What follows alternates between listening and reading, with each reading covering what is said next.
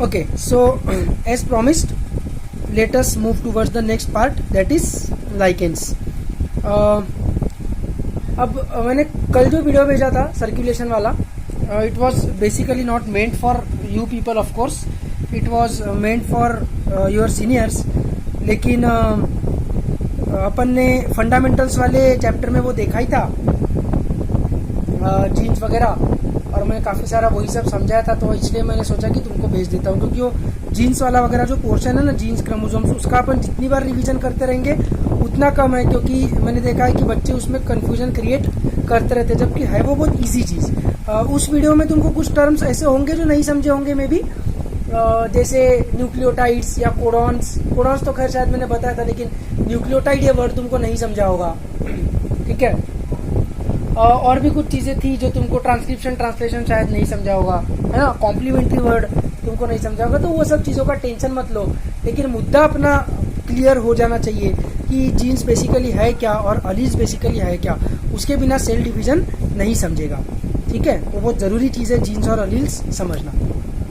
Anyways, तो lichens का छोटा सा ही टॉपिक है एकदम, शायद आधे घंटे में निपट जाएगा। लेट अस सी। लाइकेंस में सबसे इम्पोर्टेंट चीज़ है कि they are not anywhere in the 5 kingdom system,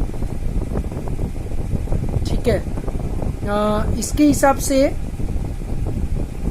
2 questions NEET में बनते हैं, मतलब लाइकेंस के हिसाब से भी बन सकता है कि लाइकेंस 5 किंगडम सिस्टम में कहाँ पर रहते हैं, तो उसका आंसर रहेगा कहीं पे भी नहीं। और एक 5 किंगडम सिस्टम के हिसाब से भी क्वेश्चन बन सकता है कि 5 किंगडम सिस्टम परफेक्ट क्यों नहीं है, because it doesn't take into account organisms like viruses. चलो ठीक है, वायरसेस का तो लिविंग है कि नॉन लिविंग है अपने को पता नहीं, तो वायरस की तो खैर बात अलग हो गई, लेकिन ऑर्गेनिजम्स लाइक लाइकेंस, है ना, लाइकेंस को कंसिडर ही नहीं किया गया 5 किंगडम क्लासिफिकेशन में। उसको अपन ना फंजाई में रखते हैं, ना प्रोटिस्टा में रखते हैं, ना प्लांटी में रखते हैं, कहीं पे भी नहीं रखते हैं, ठीक है। एनसीईआरटी के हिसाब से तो लाइकेंस में कुछ ज़्यादा कुछ है नहीं। एनसीईआरटी का बताता हूँ, थोड़ा सा डिटेल में अपन घुसेंगे लाइकेंस के, ठीक है। लाइकेंस बेसिकली क्या है, तो लाइकेंस है symbiosis. What is meant by symbiosis, तो ऐसा इंटरेक्शन जिसमें दोनों इंटरेक्टिंग ऑर्गेनिजम्स को, स्पीशीज को एक दूसरे का फायदा होता है, ठीक है। इसको अपन म्यूचुअलिज्म भी बोलेंगे, म्यूचुअलिज्म। वैसे सिम्बायोसिस और म्यूचुअलिज्म में स्लाइट डिफरेंस है, 12th स्टैंडर्ड में इकोलॉजी में देखेंगे तब बताऊंगा, अभी छोड़ो, ठीक है। सिम्बायोसिस एंड म्यूचुअलिज्म, तो सिम्बायोसिस क्या है, सिम्बायोसिस और म्यूचुअलिज्म है किसके बीच में,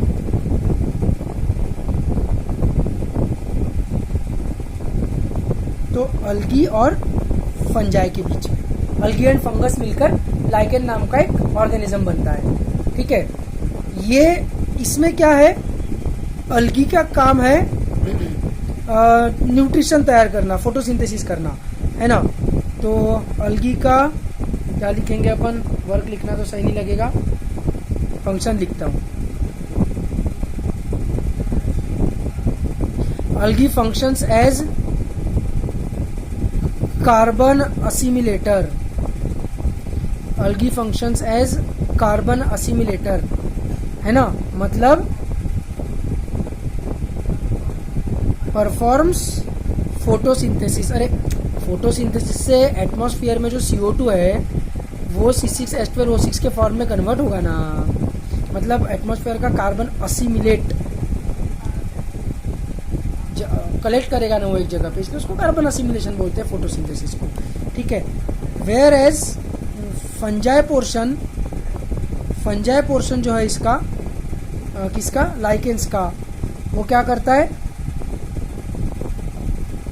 अटैचेस टू सबस्ट्रेटम। सबस्ट्रेटम मतलब सरफेस पे अटैच करने का काम किसका है, फंगस का, क्योंकि अल्गी पानी के बाहर नहीं रह सकते। अल्गी की जो भी स्पीशीज है वो सब पानी में रहते हैं, शैलो वाटर में मिल जाएंगे भले ही, लेकिन पानी तो कंपलसरी है, ठीक है। रूट्स वगैरह नहीं होते क्योंकि अल्गी के पास, तो ऐसा जमीन पे कहीं पर अटैच नहीं हो सकते, लेकिन फंगस अपने हाइफे के मदद से अटैचमेंट का काम कर लेते हैं, फंगल वाला पोर्शन, ठीक है। अल्गी पोर्शन जो रहेगा इसका इसका जो अल्गी वाला पोर्शन रहेगा उसको अपन क्या बोलेंगे, तो उसको अपन बोलेंगे, अल्गी का एडजेक्टिव मैंने बताया था, अल्गी का एडजेक्टिव है फाइको और बायो मतलब लाइफ। तो लाइकेन का वो पार्ट जो अल्गी है उसको अपन बोलेंगे फाइकोबायंट, है ना। और जो फंगल पार्ट है,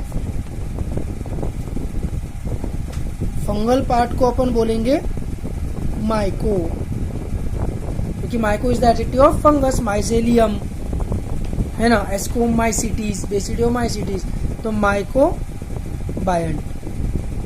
ठीक है।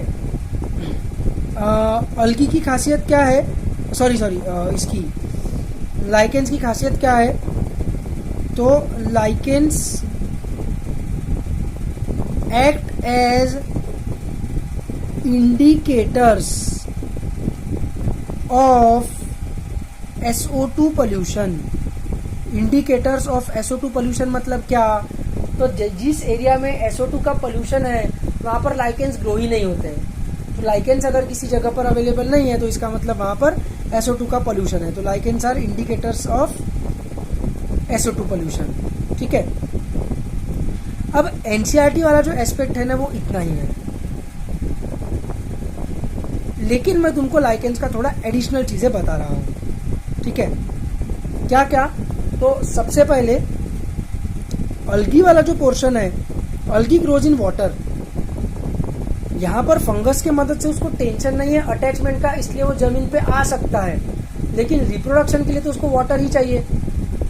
अल्गी बिना वाटर के सेक्सुअल रिप्रोडक्शन कर ही नहीं सकता। उसके गैमिट जो रहते हैं उनमें फ्लैजेलम रहता है और वो पानी में स्विमिंग करते हुए फीमेल गैमिट के पास जाते हैं। वैसे मेल फीमेल नहीं होता अल्गी में, बाइसेक्सुअल रहते हैं मोस्ट स्पीशीज, लेकिन मुद्दा ये कि दूसरे गैमेट के पास जाते हैं। तो ये अभी लाइकेंस जमीन पे रह रहे हैं, पानी में रह ही नहीं रहे हैं, तो क्या अल्गी सेक्सुअल रिप्रोडक्शन कर पाएगा? नहीं कर पाएगा। तो अल्गी वाला जो पोर्शन रहेगा, अल्गी वाला पोर्शन सिर्फ एसेक्सुअल रिप्रोडक्शन परफॉर्म करेगा। ठीक है। वेरेज फंगस का तो टेंशन नहीं है, फंगस के जो सेक्सुअल स्पोर्स है, एस्कोमाइसिस रहे या बेसिडियोमाइसिस रहे या फाइकोमाइसिस रहे, मैंने फंगस पढ़ाते हो कितनी बार बोला है वीडियो में कि वो हवा से इधर उधर जाकर गिरते हैं, फिर दूसरे जगह जाकर जर्मिनेट होते हैं, जहां पर जाकर गिरे फेवरेबल कंडीशन मिलने के बाद। ऐसा बहुत बार वीडियो में बोला है ना मैंने। तो फंगस के तो हवा की जरूरत है, फंगस को पानी की जरूरत नहीं है, तो फंगस सेक्सुअल रिप्रोडक्शन कर सकता है। whereas fungal portion can perform or does perform sexual reproduction। ठीक है। अभी एक चीज ध्यान में रखो, कभी भी इवोल्यूशन के पॉइंट ऑफ व्यू से सेक्सुअल रिप्रोडक्शन बड़ा हीरो है as compare to asexual reproduction. क्यों? एसेक्सुअल रिप्रोडक्शन में भी कुछ फायदे हैं, नो डाउट। जैसे asexual reproduction asexual reproduction fast है, उसको दूसरे ऑर्गेनिज्म की जरूरत नहीं है। अगर बायसेक्सुअल ऑर्गेनिज्म भी होगा, मतलब एक ही ऑर्गेनिज्म में मेल और फीमेल भी होगा, तो भी मेल गैमिट और फीमेल गैमिट को फ्यूज करना पड़ता है, जाइगोट बनाना पड़ता है। सेक्सुअल रिप्रोडक्शन में बहुत झंझट है। एसेक्सुअल रिप्रोडक्शन कैसा सिंपल है, बर्डिंग करना है, एक बर्ड बना दिया, बर्ड फॉल ऑफ हो गया और उस बर्ड से नया ऑर्गेनिज्म तैयार हो गया। या फ्रेगमेंटेशन करना है तो फ्रेगमेंटेशन हो, मतलब वो जो ऑर्गेनिज्म है वो फ्रेगमेंट हो गए, उसके दो टुकड़े हो गए और वो दो टुकड़ों ने दो अलग अलग ऑर्गेनिज्म बना लिए, जैसा प्लेटिहेल्मिन्थ्स में ड्यूगेशिया में होता है ना। ठीक है। या फंजाई में भी होता है फ्रेगमेंटेशन, बेसिडोमाइसिस में वगैरह। तो ये फ्रेगमेंटेशन हो गया। ठीक है। इसमें क्या कुछ झंझट नहीं है, सिंपल काम है फ्रेगमेंटेशन, बर्डिंग, स्पोर फॉर्मेशन, एसेक्सुअल वाले स्पोर्स। दिमाग को टेंशन नहीं है, ज्यादा कॉम्प्लेक्सिटी नहीं है। लेकिन सेक्सुअल रिप्रोडक्शन में कॉम्प्लेक्सिटी है। तो उस हिसाब से अगर अपन ने देखा तो सेक्सुअल रिप्रोडक्शन इज डिफिकल्ट, लेकिन इवोल्यूशन के पॉइंट ऑफ व्यू से अगर तुम देखोगे तो sexual reproduction is better. Why is sexual reproduction better? क्योंकि उसमें वेरिएशंस आते हैं, और वेरिएशंस का क्या इंपॉर्टेंस है? अभी जो 12th वाले जो स्टूडेंट्स हैं, न्यूक्लियस बैच वाले, उनको भी मैंने अब तक इवोल्यूशन पढ़ाया नहीं है, तो वो भी इस चीज को अप्रिशिएट नहीं कर पाएंगे कि वेरिएशन क्यों जरूरी है। ठीक है, ह्यूमन बींग्स का तो एग्जांपल मैंने तुमको दिया ही था कि हर कोई अगर डॉक्टर रहता, इमेजिन करो ह्यूमन बींग के सोसाइटी में हर कोई डॉक्टर है, हर कोई, तो भाई तुम्हारा घर कौन बांध के देता, तुम्हारा खाना कौन उगाता, फार्मर्स ही नहीं रहते तो, इंडस्ट्रीज कौन चलाते, है ना? अगर हर कोई इंजीनियर रहा तो उसका, अच्छा इंजीनियर भी अलग अलग प्रकार के रहते, इमेजिन करो हर कोई सिविल इंजीनियर है, तो चलो घर तो बना लेंगे वो, लेकिन उनकी तबीयत खराब हो गई तो उनको ठीक कौन करेगा? ठीक है, तो ऐसा नहीं हो सकता कि सब सेम है और सोसाइटी चल रही है, ऐसा पॉसिबल नहीं है। जब सोसाइटी की अपन बात करते हैं तो हमेशा डिवीजन ऑफ लेबर होना चाहिए। कोई डॉक्टर है, कोई इंजीनियर है, कोई सीए है, कोई लॉयर है, कोई पुलिस है, कोई चोर है, कोई कुछ है, ठीक है, उसके बिना सोसाइटी चल ही नहीं सकती। तो ऐसा कब होगा? जब अलग अलग प्रकार की कैरेक्टरिस्टिक्स है, तो उसी को अपन बोलेंगे कि वेरिएशन है। तो वेरिएशन के बिना कोई भी सोसाइटी, कोई भी पॉपुलेशन नहीं चल सकता। ये तो मैंने ह्यूमन बींग्स का एग्जांपल दिया।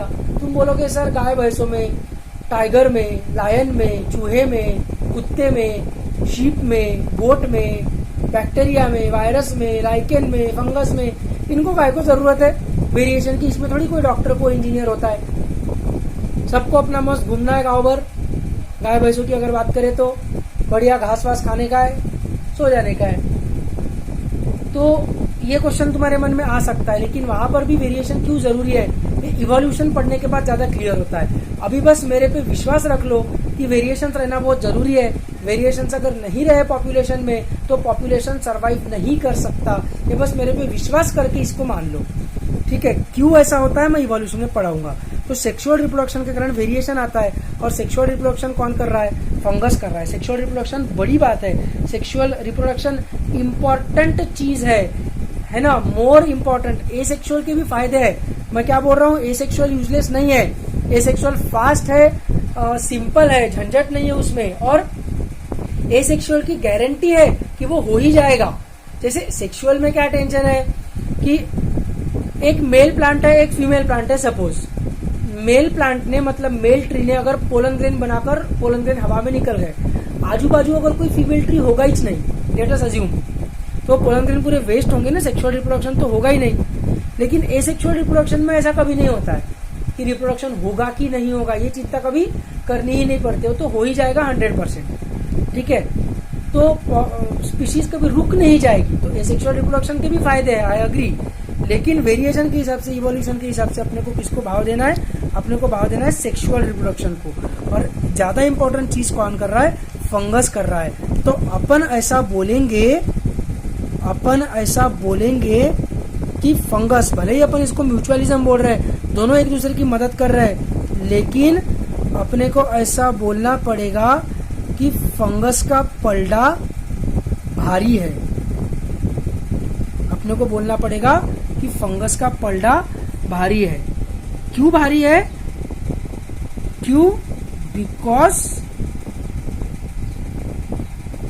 It is performing sexual reproduction.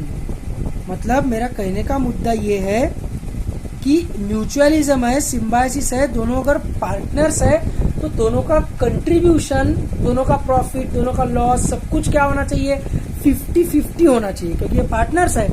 पर फंगस का पलड़ा भारी है, फंगस को ज्यादा फायदा हो रहा है ना, बैठे बैठे खाना भी मिल रहा है, ठीक है, और सेक्सुअल रिप्रोडक्शन भी करने को मिल रहा है। समझ में आ रहा है? तो ये एग्जैक्टली 50-50 का कंट्रीब्यूशन नहीं हुआ, 70-30 का हुआ। फंगस को 70% फायदा हो रहा है, अलगी को 30% ही फायदा हो रहा है। ठीक है, तो इसलिए इनके बीच का जो रिलेशन है, फंगस और अलगी के बीच का जो रिलेशन है, इट मतलब रिलेशन किसका? फंगस और अलगी का। उसको अपन म्यूचुअलिज्म से बेटर वर्ड बोलते हैं हेलोटिज्म। ठीक है, इट इज कॉल्ड हेलोटिज्म। हेलोटिज्म मतलब क्या?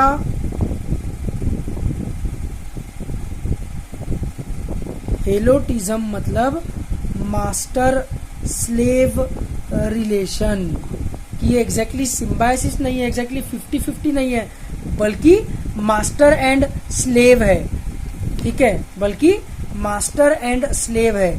यहां पर फंगल पोर्शन जो है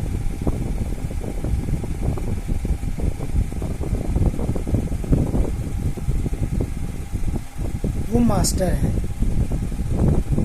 ठीक है, अब तुम बोलोगे सर क्या बोल रहे हो, यहाँ पर एलोटिज्म बता रहे हो, यहाँ पर म्यूचुअलिज्म बता रहे हो, एक कुछ तो भी बोलो। तो ऐसा है कि ये हेलोटिज्म जो मैंने तुमको बताया है ये सिर्फ एक्स्ट्रा इंफॉर्मेशन है। ठीक है, अगर कोई रियलिटी, कोई रियल चीज अगर मेरे को पता है as a teacher, as a person, अगर मेरे को कोई एक्स्ट्रा चीज पता है तो as a teacher it is not possible for me to hide that information. However much I try, मैं बहुत कोशिश करता हूँ ज़्यादा डिटेल में न जाने की, फालतू की चीज़ें न बताने की, लेकिन पूरे तरीके से झूठ बताने को सही नहीं लगता है, इसलिए मैंने बता दिया ये एक्स्ट्रा इन्फॉर्मेशन है। ठीक है, ये रियल इन्फॉर्मेशन है, रियलिटी में वो ट्रू म्यूचुअलिज्म नहीं है, वो एक्चुअली हेलोटिज्म है। लेकिन बहुत सारे इकोलॉजिस्ट उसको म्यूचुअलिज्म ही कंसिडर करते हैं, और इकोलॉजिस्ट को छोड़ो, एनसीईआरटी ने उसको म्यूचुअलिज्म बोला हुआ है। बस कहानी खत्म। एनसीईआरटी ने म्यूचुअलिज्म बोला ना, कहानी खत्म, दिमाग ही नहीं लगाना है। ठीक है, एग्जाम में आया तो अपने को म्यूचुअलिज्म ही मार्क करना है, पर हेलोटिज्म में वर्ड अपने को पता रहना चाहिए। इकोलॉजी के पॉइंट ऑफ व्यू से कभी हेलोटिज्म पे हो सकता है क्वेश्चन आ जाए, इसलिए मैंने बस बता दिया। बाकी क्वेश्चन आया तो अपने को म्यूचुअलिज्म ही मार्क करना है। ठीक है, एनीवेज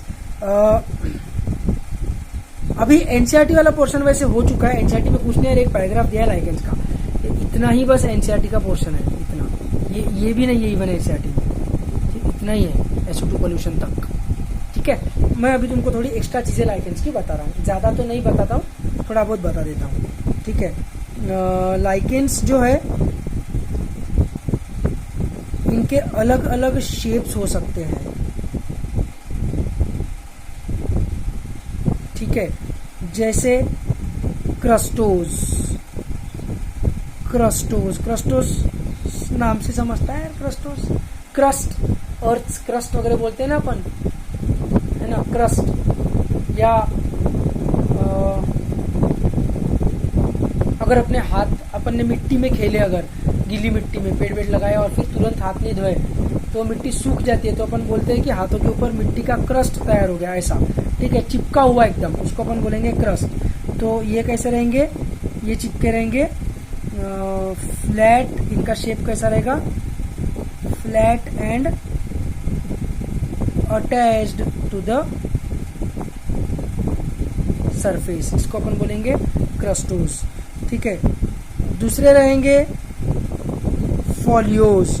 फॉलिएज मतलब लीव्स ऑफ अ प्लांट को फॉलिएज बोलते हैं। तो फॉलियोज मतलब लीफ, ये एकदम ही फालतू की चीज है यार, मेरे को पता है इसलिए बता रहा हूँ, कोई एग्जाम में नहीं आने वाला है, बस पता है इसलिए बता दे रहा हूँ, याद है इसलिए बता दे रहा हूँ। ठीक है, बाकी ऐसा कुछ इसका टेंशन मतलब ज़्यादा कुछ आने वाला वगैरह है नहीं है किसी एग्जाम में।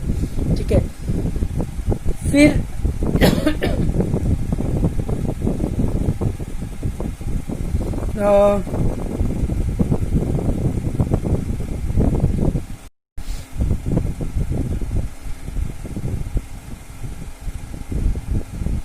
फ्रुक्टिकोज, ये बुशी रहते हैं, बुशी। ठीक है, बुशी शेप।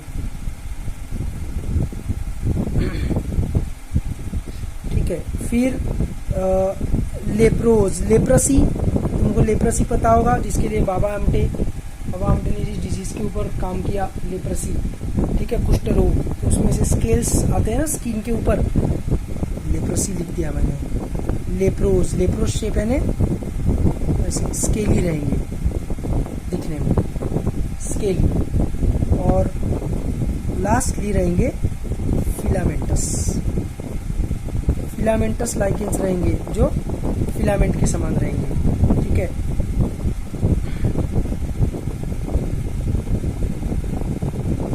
फंगल हाइफे कवर्स अलगी, तो हाइफे फिलामेंटस रहते हैं, तो वो लाइकेंस भी फिलामेंटस दिखते हैं। ठीक है, बस ऐसे ही इन्फॉर्मेशन है, एग्जाम में नहीं आने वाला। अलग अलग शेप्स अपने को मिल सकते हैं लाइकेंस के। ठीक है,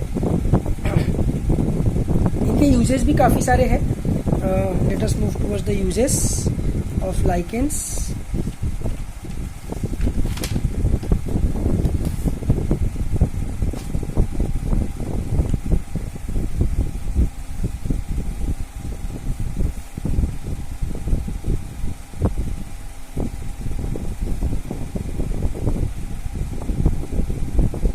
इकोलॉजी के पॉइंट ऑफ व्यू से एक यूज तो अपन ने देख ही लिया, कौन सा, SO2 पोल्यूशन इंडिकेटर, है ना। Another use of lichens is they act as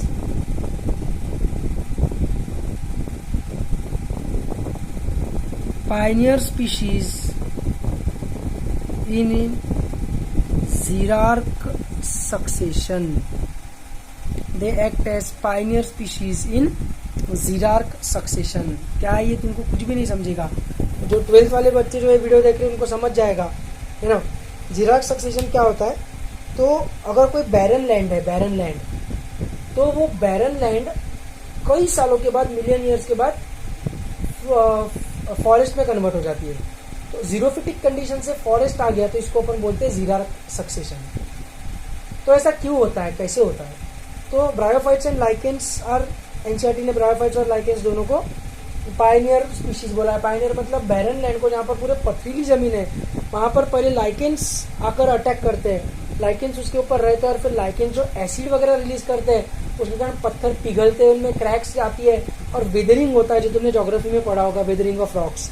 ठीक है, तो इस सब के कारण वो रॉक धीरे धीरे, of course it takes millions of years, मिट्टी में कन्वर्ट हो जाएगा, फिर वहाँ पर कहीं से कोई सीढ़ आकर गिरेगी, फिर वहाँ पर कोई दूसरा पेड़ उगेगा, फिर छोटे मोटे पौधे, पेड़ मतलब छोटे मोटे पौधे, ऐसा करते करते करते करते पूरा फॉरेस्ट बन जाता है। It takes of course millions of years, keep that in mind, पर इसको बोलते हैं xerarch सक्सेशन। ठीक है, तो उसमें सबसे पहली स्पीशीज, पायोनियर मतलब शुरू करने वाला, तो पायोनियर स्पीशीज का काम लाइकेंस करेंगे उसमें, तो इकोलॉजिकली ये उसका इम्पोर्टेंस है। ठीक है, ये दो। कमर्शियली अगर तुम बोलोगे कि कमर्शियल इम्पोर्टेंस क्या है लाइकेंस के, तो एक तो उसनिया नाम का एक लाइकेन है, उसनिया। ठीक है, उससे उसनिक एसिड मिलता है।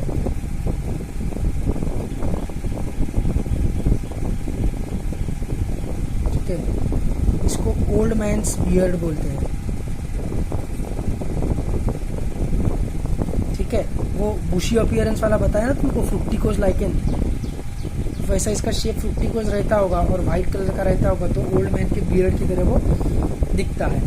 ठीक है, तो इसलिए इसको ओल्ड मैन्स बियर्ड भी बोलते हैं। उसका साइंटिफिक नेम है उसनिया। उससे अपने को मिलता है उसनिक एसिड, एक एंटीबायोटिक की तरह, मतलब बैक्टीरिया को मारने के हिसाब से काम में आता है। ठीक है,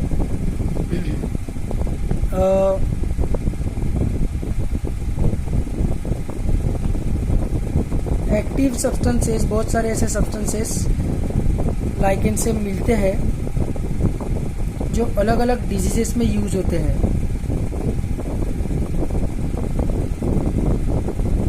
ठीक है, which are used in diseases like diabetes.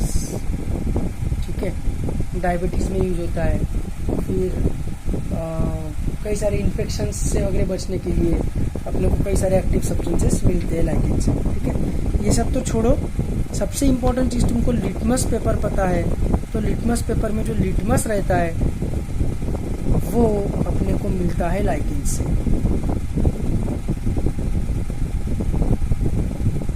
Litmus is obtained from lichens. ठीक है, तो ये सब उसके कमर्शियल यूजेस हैं। और एक चीज़ नोट कर लो कि एक रेनडियर मॉस नाम का लाइकेन है। इट ईटन बाय रेनडियर्स, इसलिए उसको रेनडियर मॉस बोलते हैं, ठीक है। और एक आइसलैंड मॉस नाम का लाइकेन है, ये आइसलैंड में मिलता है, आइसलैंड नाम के देश में, और वहाँ के लोग इसको खाते भी है, तो इसलिए उसको आइसलैंड मॉस बोलते हैं। पर ये मॉस नहीं है,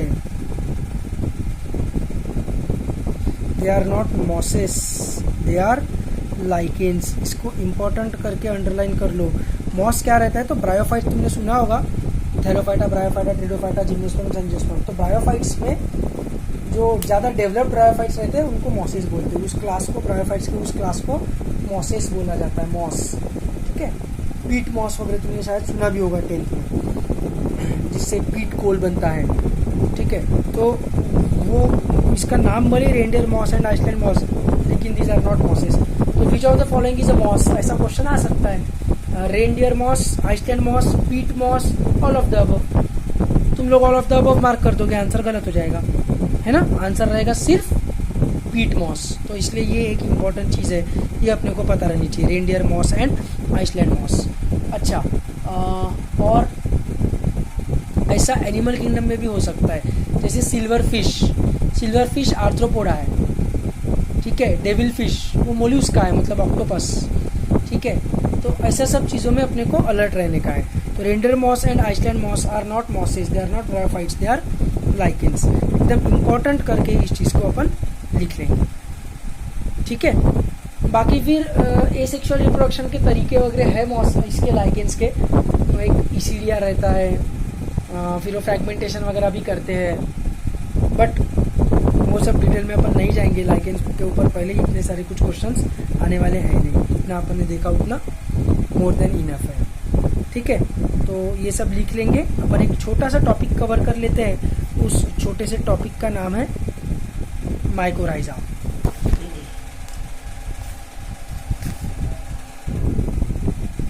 what is meant by mycorrhiza. वैसे ये 12th स्टैंडर्ड में एक माइक्रोब्स इन ह्यूमन वेलफेयर नाम का चैप्टर है स्टेट बोर्ड में, उसमें दिया है ये डिटेल में अच्छे से, लेकिन अपन अभी फंगस पढ़े ही है तो इसको अपन पढ़ लेते हैं। माइको मतलब fungus,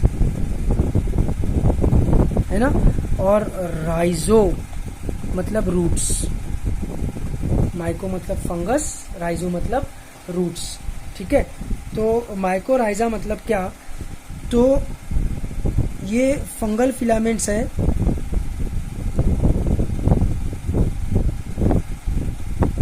fungal filaments which are associated with the roots of higher plants।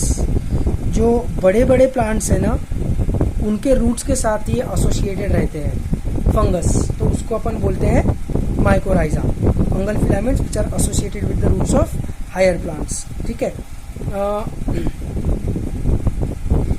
इनका काम क्या है, फट से लोग बोल देते हैं nitrogen fixation. No no no, एकदम गलत। माइकोराइजा का नाइट्रोजन फिक्सेशन से कोई लेना देना ही नहीं है। माइकोराइजा नाइट्रोजन फिक्सेशन इसलिए नहीं कर सकता क्योंकि वो माइको है, मतलब फंगस है, और फंगस हेट्रोट्रॉफिक न्यूट्रिशन करता है। नाइट्रोजन फिक्सेशन सिर्फ ऑटोट्रॉफिक न्यूट्रिशन वाले ऑर्गेनिजम्स कर पाएंगे, कुछ बैक्टीरिया कर सकते हैं, नॉट ऑल बैक्टीरिया और ऑटोट्रॉफिक ऑफ कोर्स, लेकिन जो बैक्टीरिया ऑटोट्रॉफिक है वो कर सकते हैं, ठीक है। या ऑटोट्रॉफिक नहीं भी रहे तो भी वो कंडीशन अपने खुद का खाना खुद निकालने वाली कंडीशन हो गई, नाइट्रोजन फिक्सेशन, है ना। तो फंगस तो पूरे तरीके से डिपेंडेंट ऑर्गेनिज्म है, सैप्रोफाइट्स है मैक्सिमम, तो डेड एंड डिकेइंग मटेरियल पे रहने वाले, तो वो नाइट्रोजन फिक्सेशन नहीं कर सकते। एकदम दिमाग से निकाल देने का।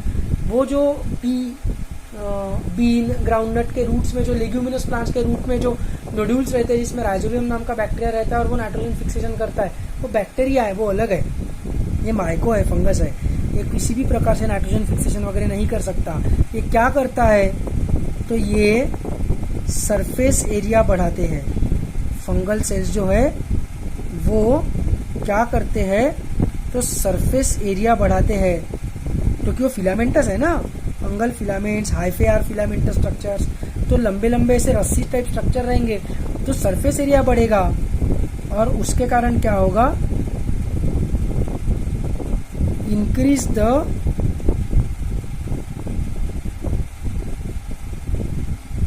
एब्जॉर्प्शन ऑफ वाटर सिर्फ याद रखते हैं बच्चे, लेकिन सिर्फ वाटर नहीं बल्कि मिनरल्स भी, और उसमें से भी कौन सा, तो फेमस है फॉस्फोरस।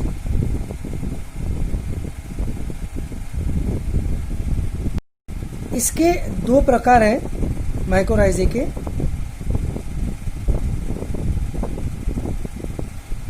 माइकोराइजे के दो प्रकार हैं, एक है एक्टोमाइकोराइजा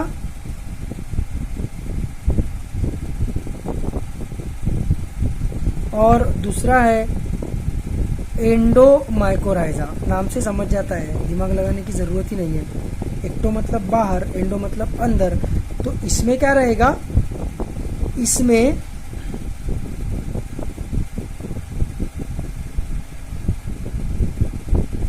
द फंगल फिलामेंट्स पेनिट्रेट यानी अंदर जाना, ठीक है। Penetrate the root a little, थोड़ा बहुत तो पेनिट्रेट करते हैं रूट को, लेकिन उसका मोस्ट ऑफ द पार्ट उसके फिलामेंट्स का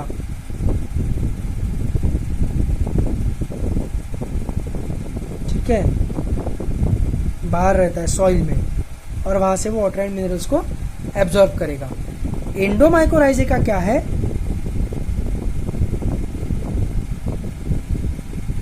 इसमें the fungal part resides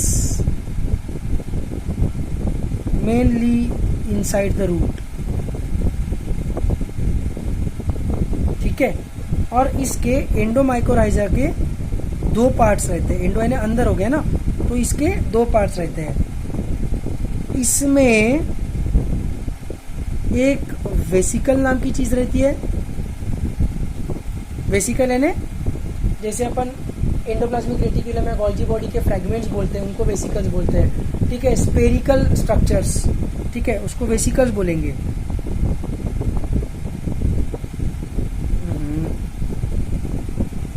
vesicles क्या रहेंगे, स्पेरिकल स्ट्रक्चर्स रहेंगे। तो इनमें वेसिकल्स रहते हैं एंड आर्बस्कल्स रहते हैं। आर्बस्कल्स मतलब ये फिलामेंटस स्ट्रक्चर्स रहेंगे। वेसिकल्स स्पेरिकल रहेंगे और आर्बस्कल्स फिलामेंटस रहेंगे, ठीक है।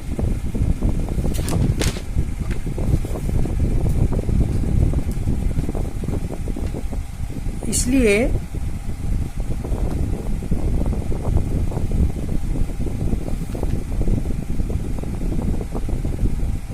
हेंस द एंडो मतलब अंदर, hence the endomycorrhizae are also called as VAM। VAM मतलब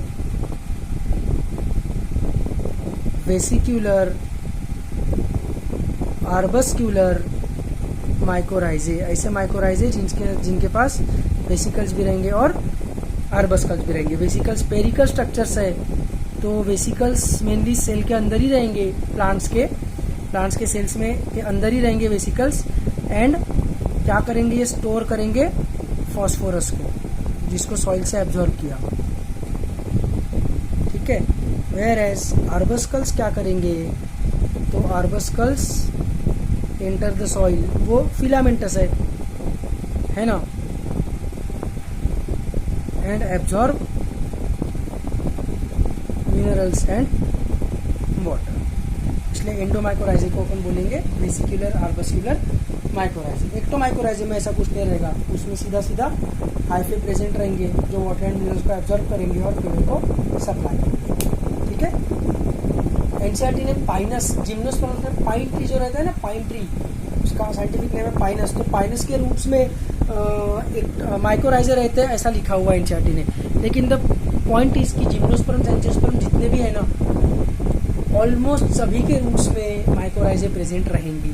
और एनसीईआरटी के हिसाब से अपने को याद रखना है कि पाइनस, PINUS, पाइन ट्री जिसको अपन बोलते हैं, है ना, तो वो पाइन ट्री में अपने को हिल स्टेशन में वगैरह जो दिखता है रेड पाइन ट्री, उसके रूट्स में माइकोराइजा रहते, ये तो अपने को याद रखना ही है क्योंकि वो एंजाइटिका दिखता है। बाकी रियलिटी में अगर देखोगे तो सभी हायर प्लांट जो है जिम्नोस्पर्म एंजियोस्पर्म सभी के रूट्स में अपने को माइकोराइजे मिल ही जाएंगे। ठीक है, तो इतना ही है माइकोराइजे में, और कुछ ऐसा खास तो है नहीं। लाइकेंस भी उतना ही है। तो लाइकेंस और माइकोराइजे का छोटा सा टॉपिक अपन ने खत्म कर दिया है। अभी अपन क्या करेंगे, नेक्स्ट क्लास में पढ़ेंगे वायरस। बहुत मजा आएगी वायरस पढ़ने में। ठीक है, चलो, with this I bid you farewell, good bye.